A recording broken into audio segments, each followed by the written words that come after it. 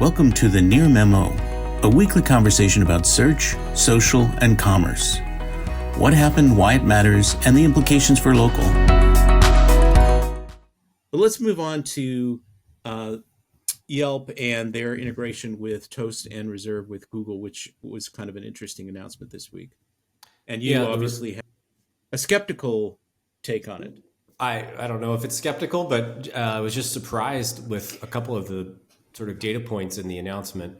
So the integration with Reserve with Google, obviously I think has probably become sort of table stakes in this space that Yelp is competing in, where Google Maps still is a very dominant both discovery and recovery engine when you're looking for food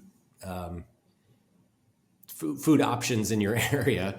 And so the ability to actually check out on Google or make a reservation on Google directly, as opposed to having to go to a website, is sort of just, like I said, table stakes for Yelp to be able to compete with any other sort of reservations type service. And so I think that's still, certainly Yelp is fighting the good fight on the lobbying front, trying to get Google regulated and all these things. But at the same time, if this part of their business is going to survive, they sort of had to integrate with Google, which may, in some perverse way, give them another arrow of ammunition in their antitrust argument. For sure.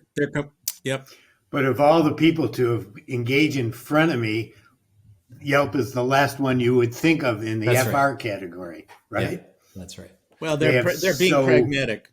They've so vociferously avoided Google and objected to Google and not participated with Google and not allowed Google to do whatever with their results. And it's just interesting to see how far the mighty have fallen. Yep. So, well, I mean, it's the difference between like a philosophical objection for ethical reasons or whatever we want to call it, and pragmatism, which is they want to get distribution for their clients. Yep. But you mentioned the numbers, David. Well, yeah, I was going to say there are a couple of numbers that I did want to highlight. The first was that, Greg, you mentioned this, that advertising is still 95% of Yelp's revenues, despite, I think, this, by all accounts, is a good product, the wait list and reserve components of their SaaS offering. So they're trying to pivot away from an eyeball dependent product offering like advertising, and in large respects have succeeded on the product front, but it's still like a really, really small piece of their overall revenue.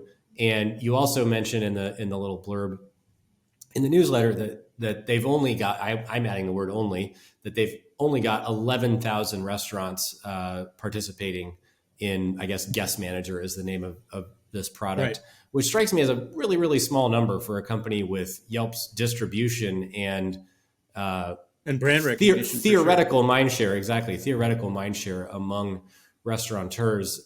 They put together a table comparing themselves to OpenTable and Resi and Talk. And I just did a couple of very quick Google searches. I mean, Talk has been around for maybe a third the amount of time that Yelp has, and already has 7,000 customers. So close to 75% of Yelp's customer count in a much, much smaller window. And I think it probably speaks to the fact that Talk was started by a restaurateur and has there's just a lot more positive customer sentiment around Talk among restaurateurs than there is Yelp. It's just their reputation has continued to dog them, even with what I'm saying is a reasonably good product, that they just can't break through, I think, with a huge segment of their market. And so I don't know if there's anything at this point, I don't know if there's anything you can do to change that, but just struck me that, those two numbers in combination, that tools like Guest Manager are only 5% of revenue and that they only have 11,000 customers on it. They're pretty small.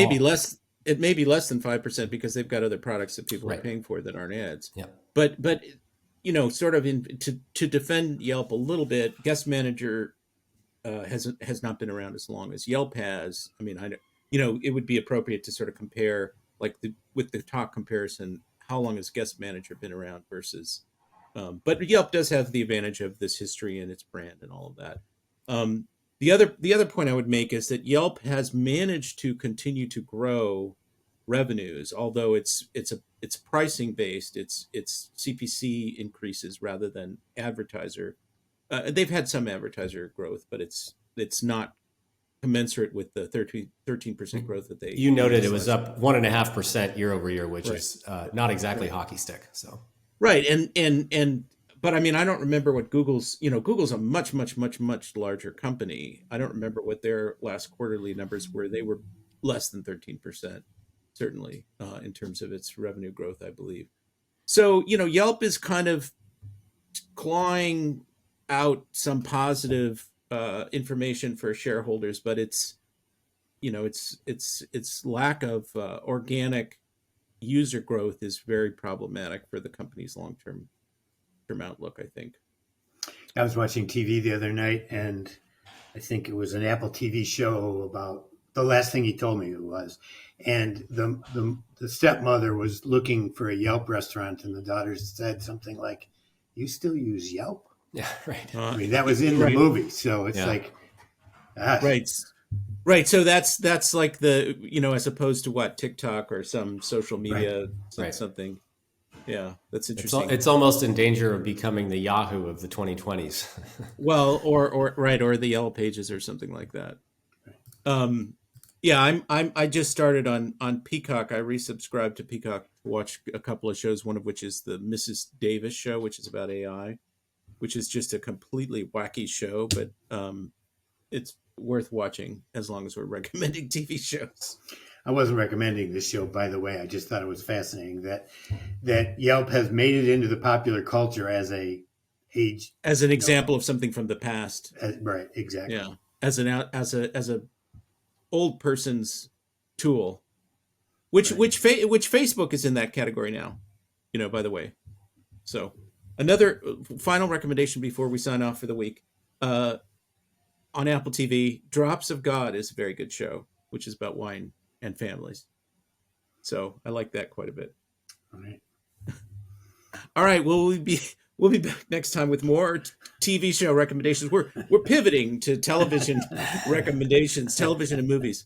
I watched the Dungeons and Dragons movie. That was very, very entertaining as well. So the first episodes of Silo on Apple TV were excellent, actually. Yeah, I haven't watched that yet, but that's on my list. So, all right, then we'll see you next time, and I think we will have an interim episode with Darby Sieben, who is the Chief Product Officer of Unbounce, and we had a conversation with him the other day about AI and how that's playing into their product development and the broader implications for the market. So look for that, and look for Mike's article about image not allowed and the weirdness of bug versus feature or both that is coming out in the next day or two.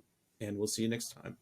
Thanks for joining David, Mike, and Greg. To stay on top of the latest developments in local, subscribe to our newsletter at nearmedia.co. We'll see you next week.